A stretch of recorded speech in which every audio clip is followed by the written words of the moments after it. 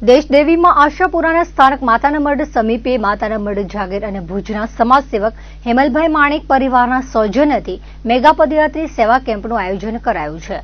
સેંકડો કિલોમીટર લાંબી પદયાત્રા કરી માતાના મઢ પહોંચતા હજારો શ્રદ્ધાળુઓ આ મેગા કેમ્પનો લાભ લઈ રહ્યા છે। કેમ્પમાં સેવા આપી રહેલા પાટણના જાણીતા કેટરર્સ હસમુખભાઈ ડાયલાલ ઠક્કરે જણાવ્યું હતું કે આ કેમ્પમાં ભાવિક પદયાત્રીઓને શુદ્ધ અને સાત્વિક કચ્છી ગુજરાતી ભોજન પ્રસાદનો લાભ આપવામાં આવે છે। સવારે ચા નાસ્તા બાદ બપોરે અને રાત્રે સાત્વિક ભોજન મહાપ્રસાદનો લાભ અપાય છે। આ કેમ્પમાં શુદ્ધ ચીજવસ્તુઓનો ઉપયોગ કરવામાં આવે છે।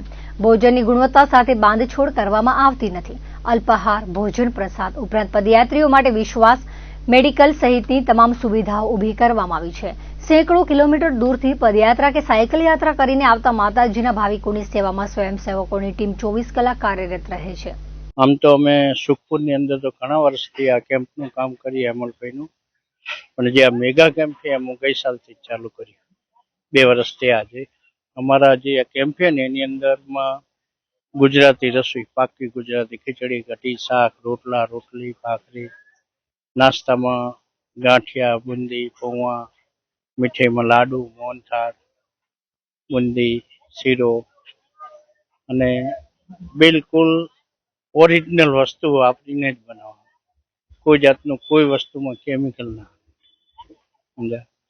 અને આ કેમ્પ છે જાગીરનો કેમ્પ છે અને હેમલભાઈ દ્વારા ચાલે છે। હેમલભાઈ ને જાગીર એમનો આ કેમ્પ છે।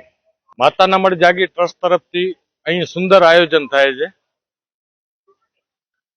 છેલ્લા વર્ષોની વાતો કરીએ આપણે તો લાખો પદયાત્રિકોનો જે સહેલાબ માતાના મઢ તરફ આવે છે।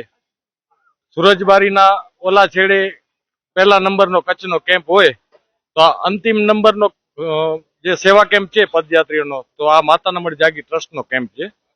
ક્ષત્રિય યુવા સંઘ તરફથી અહીંયા સેવાઓ અપાતી। અત્યારે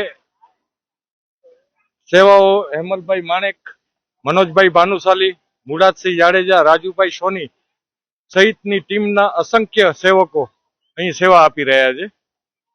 આ કેમ્પની વિશેષતા એ છે કે અહીં નાવા ધોવાની બહુ મોટી વ્યવસ્થા છે।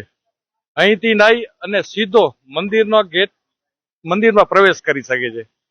તમે પદયાત્રી કદાચ સીધો જાય મંદિરે તો તેને ત્યાં નાવા ધોવાની વ્યવસ્થા માટે આડું અવડું જવું પડે એમ છે, પણ આ કેમ્પ ઉપરથી સ્નાન કરી અને મંદિરે સીધો દર્શન કરી છે। બીજી અહીંયા મોટા મોટા ડોમ બાંધેલા છે, હજારોની સંખ્યામાં રાતવાસો અહીં પદયાત્રી કરી શકે છે।